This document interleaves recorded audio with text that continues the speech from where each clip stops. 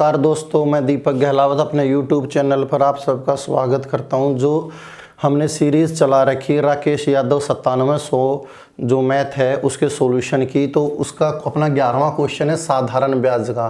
तो देखो 11वें क्वेश्चन में क्या कह रहे हैं, 1750 रुपये की राशि दो भागों में इस प्रकार विभाजित की जाती है कि पहले भाग पर 8% की दर से वार्षिक साधारण ब्याज और दूसरे भाग पर 6% वार्षिक साधारण ब्याज बराबर है, तो प्रत्येक भाग पर ब्याज कितना होगा। तो देखो यहाँ पे हमें एक बात देखनी है, 8% और जो 6% दोनों पर जो है ब्याज बराबर होना चाहिए, एक सा ब्याज होना चाहिए।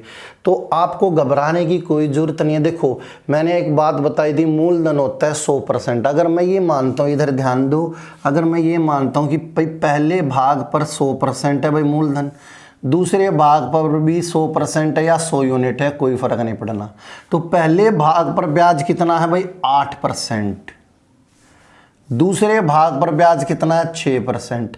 लेकिन उन्होंने देखो क्वेश्चन में क्या कहा है, दोनों भागों का ब्याज जो है वो क्या है, बराबर है। लेकिन एक बात देखो, 8 पर 100 पर 8 रुपये ब्याज मिले, 100 पर 6 रुपये, तो ये तो बराबर नहीं है।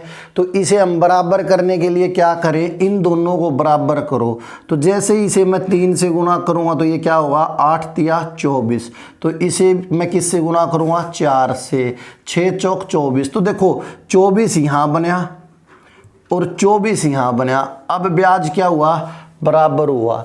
इसी प्रकार जब 3 से ये गुना हुआ है तो 3 से इसे गुना कर दो, जब 4 से ये गुना हुआ है तो 4 से इसे गुना कर दो, तो ये कितना हो जाएगा 300 और ये कितना हो जाएगा 400, यानी कि मूलधन कितना हो गया 700 यूनिट।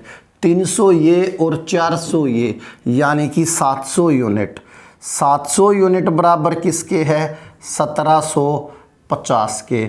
और हमें किसकी वैल्यू चाहिए, 24 यूनिट की वैल्यू चाहिए। तो क्या करें, 1750 बटे में 700 गुना में 24, 0 से 0 ख़त्म, 2 से काटेंगे तो 12, 2 से काटेंगे तो ये आएगा 35, 35 1 35 पंजे, 12 पंजे 60, यानी कि जो ब्याज है वो कितने रुपए आया, 60 रुपये। तो ए ऑप्शन में 60 अपना आंसर है। उम्मीद करता हूँ ये बात आपको समझ में आई होगी। ठीक है, अगला क्वेश्चन देखते हैं, 12वां क्वेश्चन। देखो दोस्तों 12वां क्वेश्चन में क्या कह रहे हैं, रुपये 1550 की धनराशि का कुछ भाग 5% तथा शेष भाग 8% की साधारण ब्याज की दर से दिया गया है। 3 वर्ष बाद उसे 300 रुपये ब्याज के रूप में प्राप्त होते हैं। 5% तथा 8% पर दी गई राशियों का अनुपात। मैं दोबारा से क्वेश्चन रिपीट कर रहा हूं। देखो क्वेश्चन में हमें क्या कह रहे हैं, भाई कोई व्यक्ति है जो 1550 रुपये, भाई 1550 रुपये की धनराशि का कुछ भाग 5% पर तथा शेष कुछ भाग 8% पर साधारण ब्याज पर देता है। 3 वर्ष बाद उसे 300 रुपये ब्याज के रूप में मिलते हैं। तो इस पूंजी का अनुपात पूछ रहा है। तो पहले हमें कॉमन रेट देख लें कि भाई 3 साल पे हमें 300 रुपये ब्याज मिल रहे हैं, तो एक रेट क्या है। तो देखो 1500 रुपये मूलधन है, 1550 रुपये है मूलधन, गुना में 3 साल, गुना में मैं R बटे में 100 और ब्याज कितना मिला है 300 रुपये।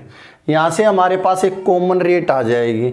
तो देखो 0 से ये 0 ख़त्म, अगर हम ये काटेंगे तो ये 5 से काट रहा हूँ तो 2, ये 5 से काट रहा हूँ तो मेरे पास आ गया 31, 3 एकम 3, 3 से ये काटेंगे तो 100 की 2 से जब गुणा करूँगा तो क्या होगा 200 बटे में 31, यानी कि जो रेट है वो रेट क्या निकल के आई हमारे पास, कॉमन रेट 200 बटे में 31। उम्मीद करता हूँ यहाँ तक ये कॉमन रेट निकालनी आपको समझ में आई होगी। अब देखो 1 सेकंड में हमारा क्वेश्चन हो जाएगा, रेट ऑफ इंटरेस्ट क्या है 5%, यहाँ पे कितनी है 8%, और कॉमन रेट क्या है भाई 200 बटे में 31।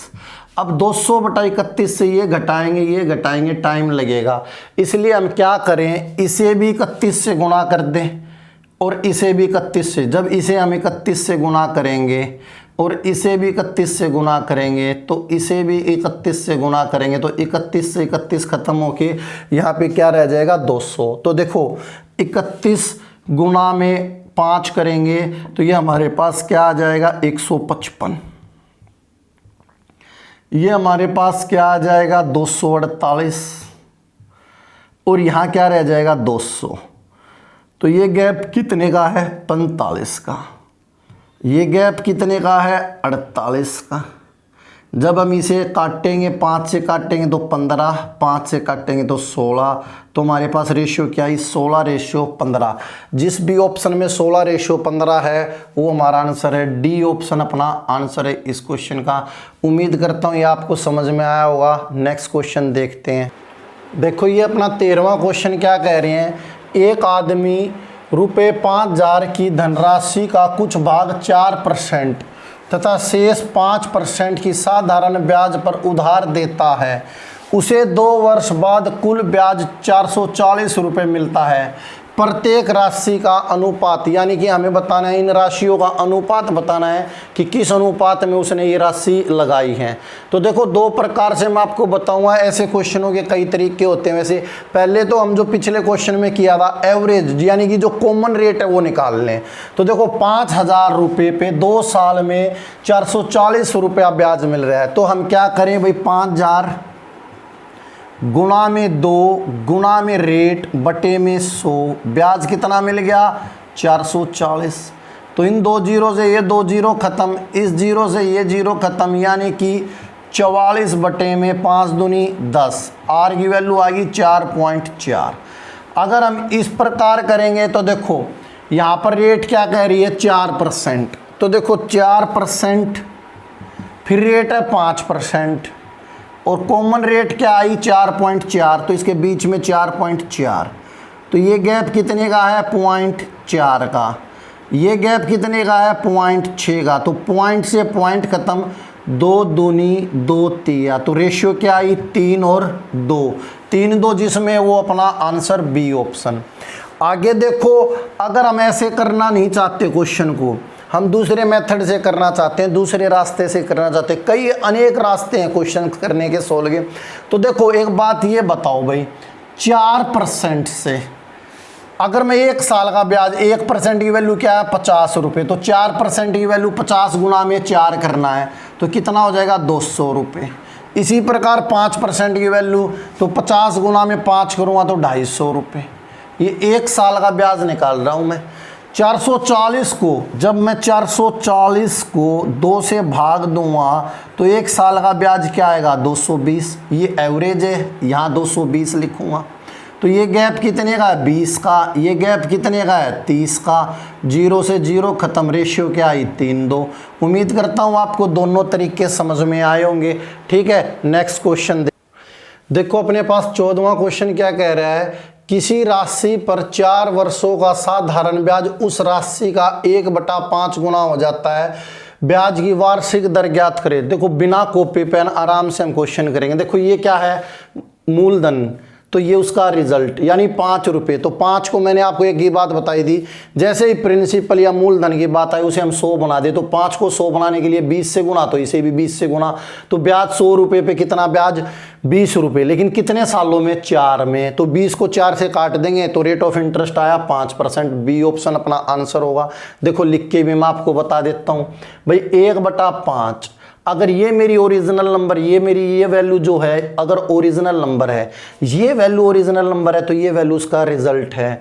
यानी कि 1/5 भाई 5 रुपये पे 1 ब्याज है, तो 5 रुपये पे 1 ब्याज है। तो 5 को 100 बनाने के लिए 20 से गुना, 100 बन जाता तो इसे भी 20 से गुना। तो 100 रुपये पे कितना ब्याज होगा 20 रुपये। लेकिन 20 रुपये कितने सालों में 4 सालों में, तो इसे 4 से भाग दे दो तो 1 साल में कितने रुपये आए 5 रुपये। और जो 100 रुपये पे 1 साल में पैसा मिलता है वही हमारी रेट होती है। तो रेट अपना आंसर क्या आया बी ऑप्शन 5%। उम्मीद करता हूँ ये क्वेश्चन आपको समझ में आया होगा। नेक्स्ट क्वेश्चन देखो दोस्तों 15वें क्वेश्चन में क्या कह रहे हैं, कौन सी धनराशि साधारण ब्याज से 5 वर्षों में 520 और 7 वर्षों में 568 हो जाती है। तो यहाँ हमें रेट निकालने की जरूरत नहीं, डायरेक्ट निकाल लेंगे बिना कॉपी पेन, अपना आंसर आ जाएगा। देखो ध्यान से समझो, और कोई भी ऐसी चीज़ नहीं है जो आराम से बिल्कुल ध्यान से पढ़ना है। सिर्फ देखो क्या कह रहे हैं, कौन सी धनराशि साधारण ब्याज से 5 वर्षों में कितनी होगी 520। अगर मैं ये कहूँ 5 वर्षों में क्या होगी भाई 520, 7 वर्षों में कितनी हो जाती है 7 वर्षों में 568। तो यहाँ देखो गैप कितना है भाई 2 साल। तो देखो 2 साल में ये गैप कितना है भाई 48। तो 2 साल में 48 रुपये ब्याज हमें प्राप्त हुआ। 2 साल में कितना 48 रुपये। तो 1 साल में कितना 48 बटे में जब 2 करेंगे तो हमें कितना ब्याज मिला 24 रुपये। यानी कि 1 साल में हमें 24 रुपये ब्याज मिलता है। तो 5 साल में कितना मिलेगा 24 गुना में 5 यानी कि 120। अब मूलधन निकालना है तो 520 में से 120 घटा दूंगा तो 400 रुपये। मैं ऐसे भी निकाल सकता हूँ, या मैं ऐसे भी निकाल सकता हूँ कि 1 साल में जो ब्याज है वो कितना है 24 रुपये। तो 7 साल में कितना 7 से गुणा करूँगा 168, तो कितना है 568। तो 568 को जब मैं 120 घटाऊँगा 568 में से सॉरी 168 घटाऊँगा, 120 नहीं 168 आया था, तो 168 घटाऊँगा तो क्या होगा 400 रुपये। तो इस अपने क्वेश्चन का आंसर होगा ए ऑप्शन, 400 रुपये मूलधन होगा। उम्मीद करता हूँ ये वीडियो आपको 5 क्वेश्चन समझ में आए होंगे। नेक्स्ट वीडियो में 16 से लेके 20 तक क्वेश्चंस होंगे। ठीक है दोस्तों, धन्यवाद।